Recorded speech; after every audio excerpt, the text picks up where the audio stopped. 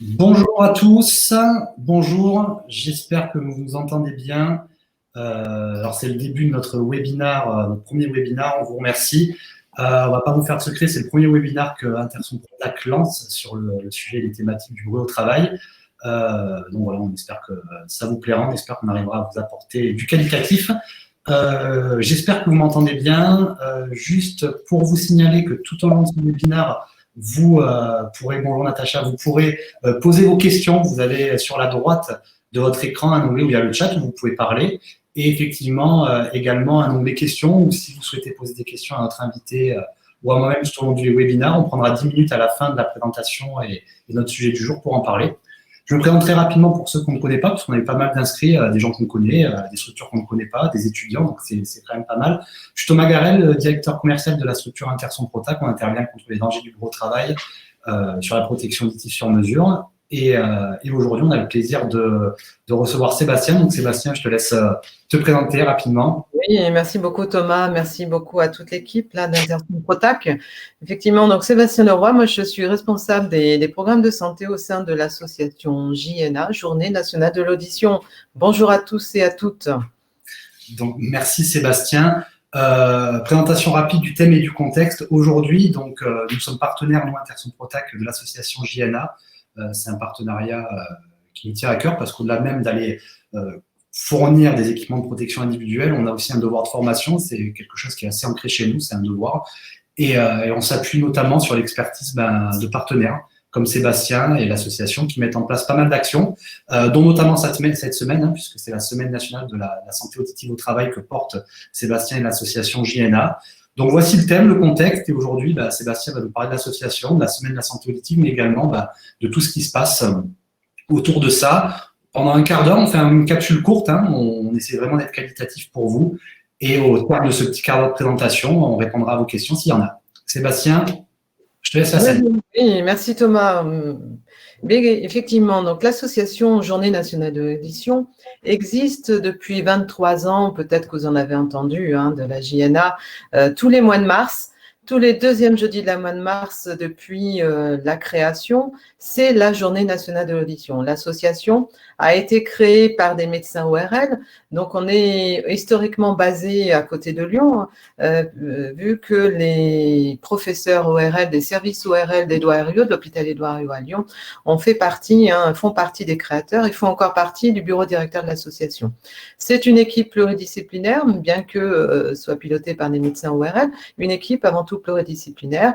Aujourd'hui, le président en est le professeur Jean-Luc Puel de l'INSERM de Montpellier, qui est donc plus recherche audition psychoacoustique, puisque l'ancien président, qui était Christian Gélis, était un expert en psychoacoustique en France et dans le monde, et était donc aussi de l'INSERM de Montpellier.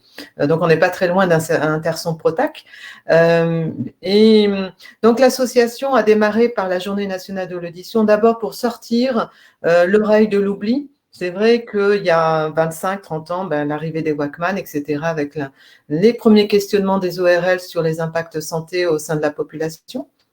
Et puis, bien entendu, il y avait toute la dynamique de bruit dans les industries aussi, avec la loi de santé au travail, etc. Et puis, petit à petit, nous avons créé, il y a une dizaine d'années, la Prévention Fête de la musique Festival d'été, une deuxième grosse campagne. Et puis ensuite, il y a 6 ans, pour étoffer le programme entreprise, le programme de sensibilisation en entreprise, nous avons créé cette campagne qui se termine aujourd'hui, la semaine de la santé auditive au travail. L'objectif, c'est effectivement à tous de bien rappeler le rôle fondamental de l'oreille et comment sur les univers travail, mais aussi dans la vie de tous les jours, mais aussi sur les univers travail dans le cadre de la santé au travail, comment faire connaître et puis respecter les besoins physiologiques de l'oreille. Au-delà de la dimension de perception psycho-émotionnelle où chacun peut être dérangé par un bruit de manière différente, il y a aussi le besoin physiologique de l'oreille, qu'on soit sur des espaces de travail en open space ou qu'on soit dans l'industrie, dans le commerce, dans tous les secteurs d'activité aujourd'hui. D'ailleurs, pour faire le lien, effectivement, nous avons révélé là, les résultats de l'enquête la semaine dernière, de notre dernière enquête avec IFOP sur comment bien comprendre la parole au travail, un défi. Et donc, on se rend compte que les écarts entre secteurs d'activité sur la gêne du bruit, en tout cas dans le déclaratif, au cours des 23 enquêtes, 23 années, c'est 23 années aussi d'enquête déclarative avec IFOP ou d'autres instituts. Et donc, on voit que les écarts entre secteurs d'activité, en tout cas la gêne des actifs en poste de travail, se réduisent, que régulièrement, les impacts santé sont de plus en plus qualifiés par les actifs en poste de travail, et qu'en plus, nous pensions que le télétravail pourrait être aussi une réponse pour mieux gérer le bruit, la gêne du bruit sur les espaces collectifs, en complément du reste, bien entendu. Mais en fait, on s'est rendu compte dans l'enquête que les indicateurs sont encore plus, les scores sont encore plus mauvais qu'en travail présentiel. Alors, ça ne veut pas dire qu'il faut rejeter les open space, ça ne veut pas dire qu'il faut arrêter de travailler en industrie, ça ne veut pas dire qu'il faut ne pas aller peut-être dans le sens du télétravail, mais ça veut dire qu'il faut penser tout ça. Et dans le penser tout ça, il y a effectivement ce que l'on connaît moins bien tous, puisque les connaissances en neurosciences par rapport au fonctionnement de l'oreille et du cerveau sont quand même récentes. Et on a d'abord consacré, en tout cas en santé publique, c'est consacré à tout ce qui pouvait être en termes de sinistralité, nous amener à un décès imminent.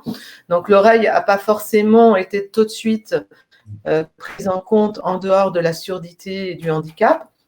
Voilà, mais aujourd'hui, il y a toute la mouvance et l'association milite auprès des pouvoirs publics pour que toutes les configurations dans tous les espaces de travail par rapport à l'oreille, notre angle de l'oreille, soient bien considérées, puisqu'on sait de toute façon que même sur les open space, à partir de 60 décibels de bruit, on a une perte d'intelligibilité de la parole, des difficultés de concentration. Et puis, bien entendu, dans l'industrie, mais comme vous le faites tous, de continuer à ce qu'il y ait un port effectif, puisque pour protéger l'oreille de ce bruit intensif et dans la durée, puis sur la durée du temps de travail dans certains univers de travail, on ne peut pas faire autrement que de porter des protections auditives. Donc, c'est amener aussi la compréhension, donner du sens. Voilà, il y a les besoins physiologiques. Pourquoi ces besoins physiologiques? Parce qu'on a 3 fonctions clés. Qui, si le stress acoustique est trop important, mais ça va jouer à la fois sur nos capacités de compréhension de la parole, donc les échanges entre êtres humains, alors que c'est quand même le plus grand stimulant pour notre cerveau au niveau cognitif. Ça va jouer sur l'alerte, et dans certains univers de travail, c'est important de pouvoir s'appuyer sur la fonction d'alerte, puisque nos oreilles sont de vrais radars, et c'est probablement pour cette raison qu'elles n'ont pas de fermeture, de clapet, de paupières naturelles, puisque quand on ferme les yeux, eh bien, il reste les oreilles en tant que radar en instinct de survie. Et puis, une fonction qu'on connaît moins bien, mais qui agit également dans la relation humaine, c'est effectivement cette fonction émotionnelle. Plus on entend bien sa voix, mieux on la module et plus on transmet des émotions. Ce qui fait que même tout simplement sur des espaces de travail, on peut avoir des crispations d'équipe parce que d'un seul coup, les interlocuteurs ont l'impression qu'on devient bougon ou qu'on a des sauts d'humeur, etc. Alors que naturellement, on entend mieux tous le matin que le soir. Tout simplement, normalement, le temps de sommeil correspond au temps de récupération pour l'oreille. Temps de récupération, ça veut dire que les cellules sensorielles de l'oreille, celles qui ont pour rôle de transmettre au cerveau, vont se désengorger du stress acoustique accumulé tout au long de la journée. C'est une des clés fondamentales, c'est effectivement ce temps de récupération. Et donc, on revient bien à respecter les besoins physiologiques. Donc là, dans le cadre de cette campagne, 5e édition de la campagne Sommet de santé auditive, on a également, et il est en diffusion, travaillé un plaidoyer pour une nouvelle écologie santé performance durable.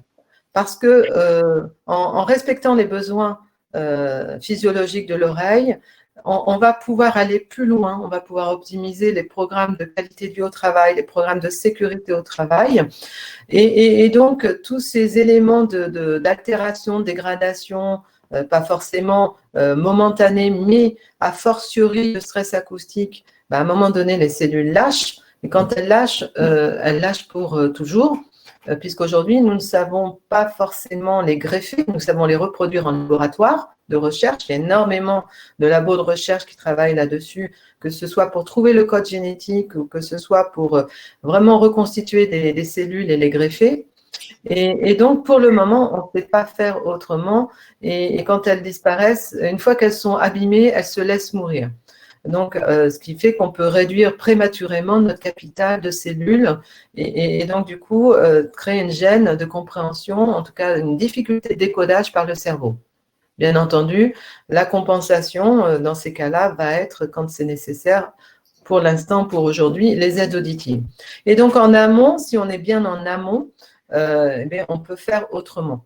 Et aujourd'hui, on a la connaissance qu'on n'avait pas forcément avant. On a de plus en plus la connaissance pour vraiment aller vers la finalité de faciliter la vie au cerveau, de bien garder la bonne gymnastique au cerveau.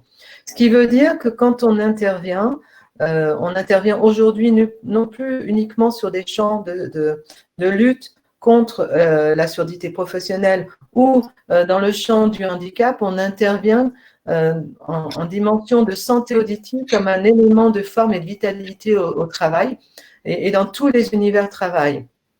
Ce qui permet de donner du sens, parce qu'on cherche tous la clé là pour essayer que nos collègues, et notamment dans les industries, portent les protections de manière effective et continue. C'est vrai que pendant longtemps, quand on va dans l'industrie, quand on questionne, ils ont parfois le sentiment qu'on leur a mis entre les mains, que c'est subi, enfin, c'est quelque chose qui leur est imposé, qui a été imposé aussi par la loi et elle est nécessaire, hein, attention de ne pas déformer mes propos, la loi est nécessaire, mais comment amener la personne à faire du protecteur son ami santé? C'est un petit peu dans nos réflexions là, pluridisciplinaires, ce qu'on amène, enfin ce qu'on travaille avec vous tous sur le terrain. Et dans les animations, effectivement, qu'on peut faire soit pendant les campagnes ou tout au long de l'année, l'association, effectivement, sur cet angle santé auditive, forme et vitalité, intervient dans les différents écosystèmes, autant dans les entreprises, que également dans les écoles, que auprès des seniors retraités, etc., de manière à ce qu'on intègre bien le suivi de l'audition et puis qu'on l'intègre en éducation à la santé dans son hygiène au quotidien, aux côtés de la nutrition, aux côtés du cardiovasculaire, qu'on intègre également faire gaffe à ses oreilles et vraiment à les considérer comme un potentiel de dynamisme au quotidien. C'est un petit peu l'objet de l'association aujourd'hui et toute la dynamique qu'on amène au quotidien avec tous nos partenaires, dont Interson Protac, dans nos activités qui ne sont pas que par pic organiser les campagnes. On fait un travail de fond de manière à intéresser les médias, hein, puisque plus les médias vont relayer, plus l'information va toucher un plus grand nombre et plus on va être gagnant à intégrer l'audition aux côtés du cardiovasculaire, du dentaire et du visuel et de la nutrition. Et puis, avec énormément aussi d'actions de repérage, puisque encore un Français sur deux dans les enquêtes n'a jamais réalisé de bilan complet de l'audition au cours de sa vie. Donc, du coup, on pousse au repérage de manière à pouvoir mieux accompagner et puis à faire entrer dans le parcours de soins de manière à ce que les personnes restent bien en forme et en vitalité, que le cerveau continue à bien fonctionner pour repousser le vieillissement du cerveau et toutes les pathologies associées. Donc, c'est extrêmement important. Je parlais des médias, mais les pouvoirs publics. Donc, plusieurs plaidoyers. On a appelé l'année dernière et on continue sur ce plaidoyer à modifier la loi de santé au travail pour qu'on prenne en compte l'ensemble des contextes de travail, puisque nous considérons le bruit comme un agent toxique sur l'oreille. Et on travaille également avec tous les champs que ce soit acoustique, que ce soit architecture, urbanisme, de manière à ce qu'on intègre aussi ces dimensions, non pas que en termes d'ambiance sonore, c'est-à-dire sa dimension de perception psycho-émotionnelle, mais aussi, à côté de ça, parce que c'est important quand même ce confort également mais aussi qu'on intègre le respect des besoins physiologiques. C'est pour ça que cette année on a été un peu plus loin et on est sur l'économie, enfin nouvelle écologie, santé, performance durable, pour réduire les dysfonctionnements, et l'entreprise va être aussi financièrement gagnante. Si on applique l'analyse socio-économique des organisations et qu'on intègre tous les dysfonctionnements liés au bruit sur la productivité et sur le bien-être, la productivité, très facilement, on arrive à créer une balance financière qui permet de démontrer que face à un investissement qui soit organisationnel, qui soit comportemental, qui soit acoustique ou autre, et protection, bien entendu, mais du coup, on est gagnant. Mais au-delà de ça, l'entreprise va être aussi gagnante par rapport à l'image sociétale qu'elle va renvoyer. C'est pour ça qu'on va toucher l'écologie au sens un peu plus large et le développement durable RSE. Et puis, elle va être gagnante parce que elle va pouvoir maintenir les compétences, maintenir les jeunes talents ou les talents potentiels au sein de son entreprise. On se rend très bien compte sur un plan sociologique que la nouvelle génération post-2000 est très attachée, et on le voit dans l'enquête. Ce qui est intéressant aussi dans l'enquête d'octobre, c'est qu'on voit que les jeunes, ce n'est pas forcément que les personnes de plus de 50 ans qui vont exprimer une gêne par rapport au bruit au travail, mais les moins de 34 ans ont des scores vraiment plus qu'intéressants. Et donc, et on le voit bien, si on raccroche à l'analyse sociologique des post-2000, si on veut les garder, c'est eux qui sont d'autant plus attachés à ce que leur offre l'entreprise en termes de qualité de vie et de qualité de vie au travail. Donc, du coup, on voit très bien que le bruit, la gêne du bruit est un véritable enjeu de santé, enjeu sociétal et puis enjeu pour RH, RSE pour l'entreprise. Donc, on appelle effectivement à ce qu'il y ait une éthique, parce que les solutions, elles sont développées, elles existent. Maintenant, il faut pousser à la volonté d'aller plus loin pour aller optimiser encore plus l'énergie que l'on met tous dans les programmes RSE, qualité de vie au travail, santé. Et là, on a cette dimension-là qui est à portée de main aujourd'hui et qu'on peut très facilement mettre en place, modifier des comportements, mais très vite, on a un gain. On réduit les dysfonctionnements déjà aussi via le comportemental. Et on a beaucoup d'appels depuis qu'on a étoffé notre programme santé auditive au travail, beaucoup d'appels pour des gestions de crise liées avec une stigmatisation du bruit. Oui, il peut y avoir l'acoustique, il n'y a pas que ça. Oui, il peut y avoir le protecteur, il n'y a pas que ça. Il y a aussi comment nous, on intègre l'oreille dans notre schéma aussi de santé, dans notre schéma presque corporel, j'allais dire, et donc dans notre suivi global pour notre équilibre de santé global individuellement et collectivement. Donc, c'est cette dimension-là que l'on apporte via les connaissances, via nos experts et le comité scientifique, qu'on apporte à travers de tous les écrits, à travers toutes les poussées auprès des pouvoirs publics, de tous les réseaux, de manière à ce que vraiment on ait un changement très rapide. Et il est possible. Il est possible au travers chacun d'entre vous. Et on est là aussi pour vous aider, soit en termes de support, soit en termes d'animation, soit en termes d'intervention.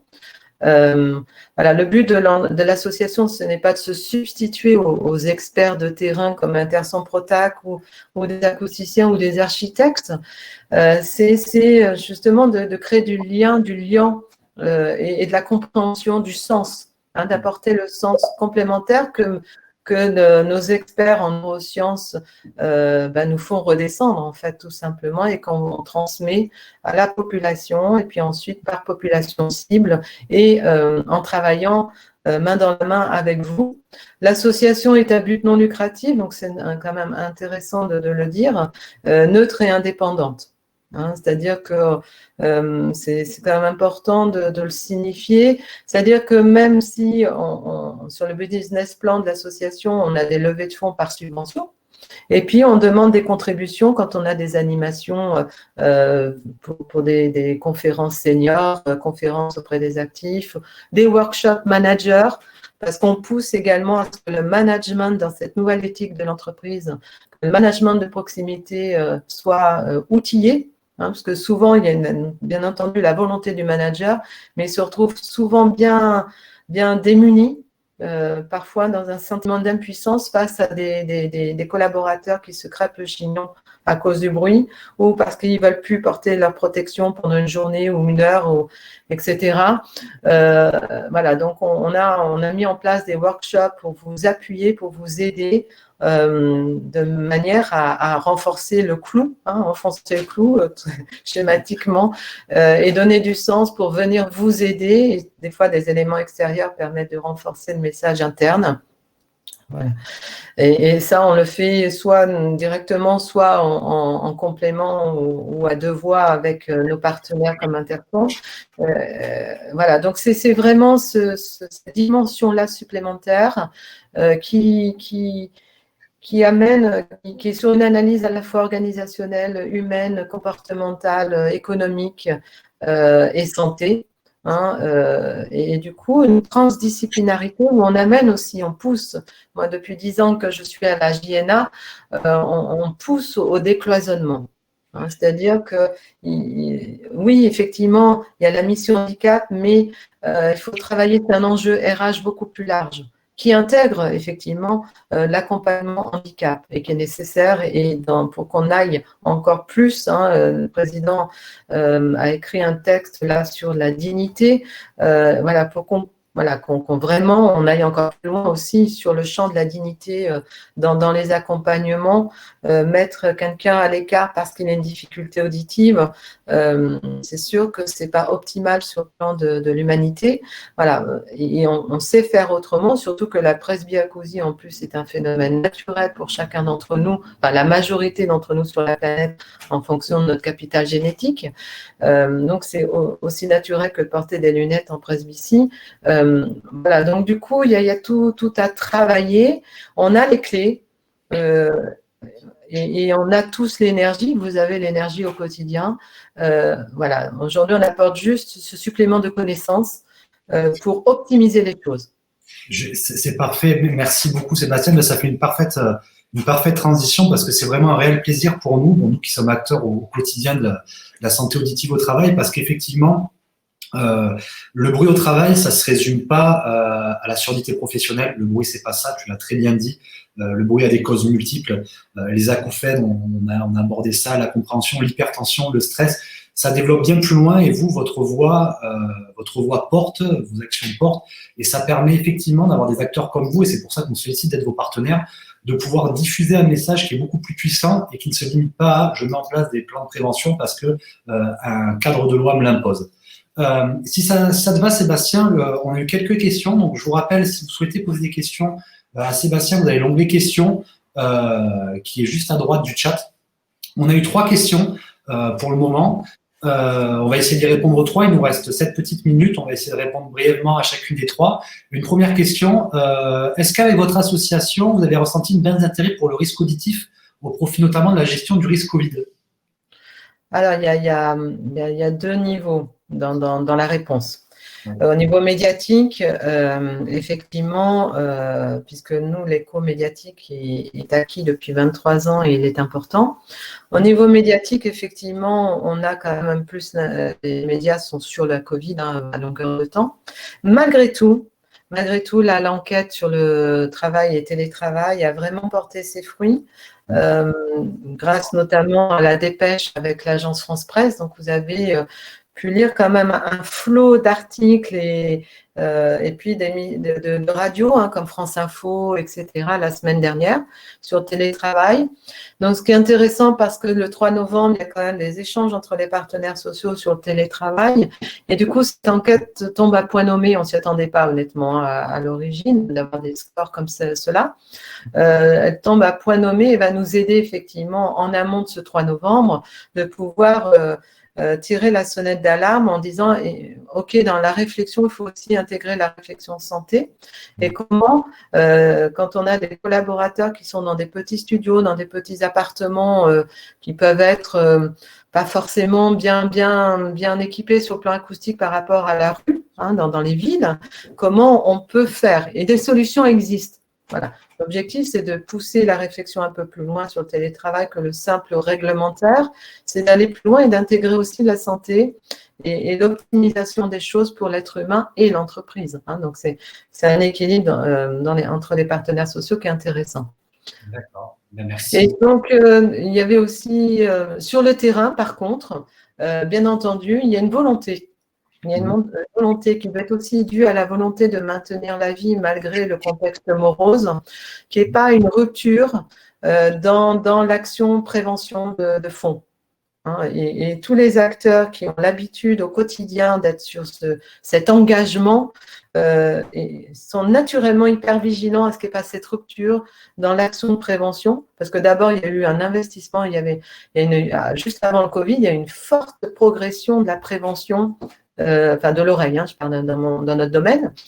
Bien entendu, une petite rupture là pendant le confinement, et puis après, une volonté justement qu'il y ait une continuité dans l'action pour pas qu'on aille vers le report de soins ensuite, ou le refus, ou que ça donne des arguments au refus de soins à ceux qui en ont besoin. Très bien. Ça me fait penser ce que tu dis à, par exemple, une super campagne qui a été menée par l'OPPBTP, l'organisation de prévention du bâtiment, une campagne auquel on était partenaire aussi, qui s'appelait Contre le bruit j'agis, qui a été lancée une semaine avant le confinement et qui était vraiment une super action mise en place par moi.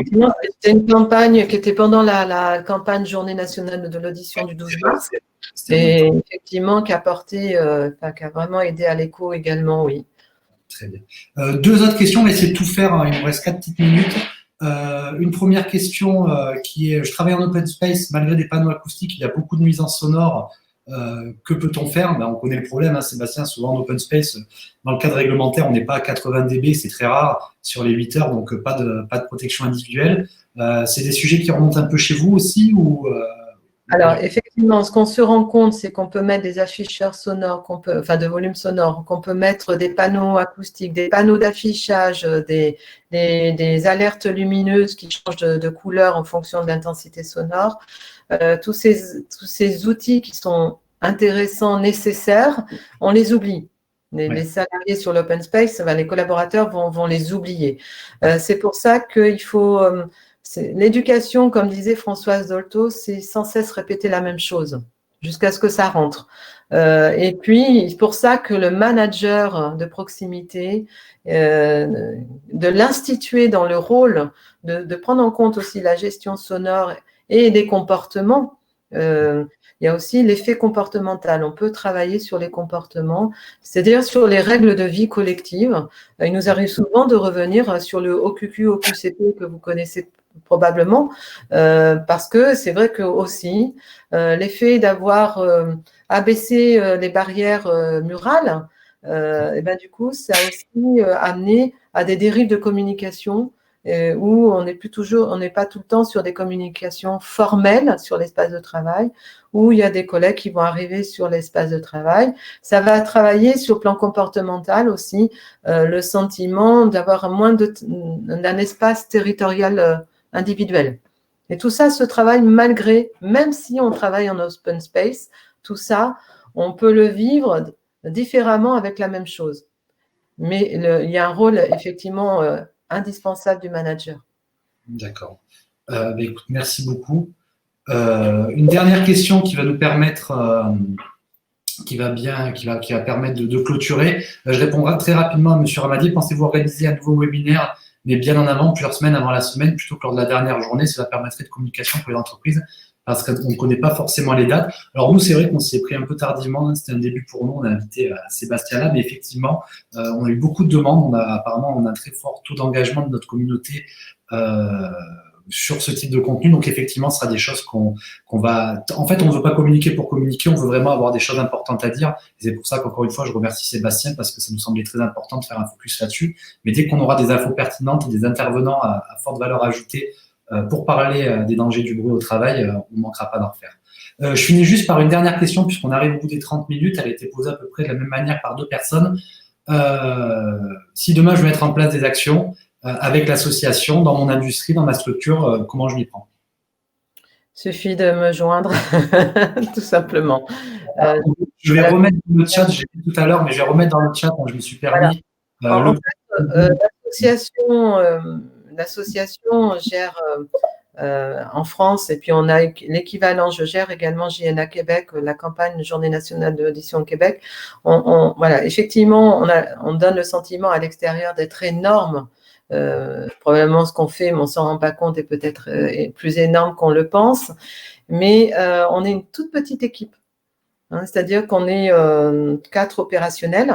Voilà, la porte d'entrée opérationnelle, donc vous l'avez face à vous. Puis ensuite, effectivement, j'ai tout le staff du comité scientifique, des administrateurs qui sont tous dans les réseaux ORL, recherche médicale et paramédicale, et puis acoustique, etc., sur lesquels tous les réseaux dont Thomas, sur lesquels on s'appuie. Aussi pour aller sur des champs d'expertise qu'on n'a pas toujours nous. Moi, je suis généraliste, je ne suis pas expert dans chacune des matières. Très bien. Mais écoute, je me suis permis de remettre ton profil LinkedIn, la page web de JNA, la page LinkedIn. Écoute, j'espère avoir été, en tout cas, via ce webinaire, un porte-voix un peu plus important pour vous, parce qu'on est ravis d'être partenaire avec vous. Je vais remercier tout le monde de votre attention pendant ces 30 minutes. Sébastien, merci beaucoup. Un grand merci à vous, Thomas, et à toute l'équipe d'Interson Protac, et puis un grand merci d'avoir été présent à vous tous et d'avoir entendu ce message avant tout pour la cause humaniste, et que je sais que vous partez aussi chacun au quotidien. Merci beaucoup, merci tout le monde. Très bonne fin de journée, et puis à très bientôt. À très bientôt à tous. Au revoir.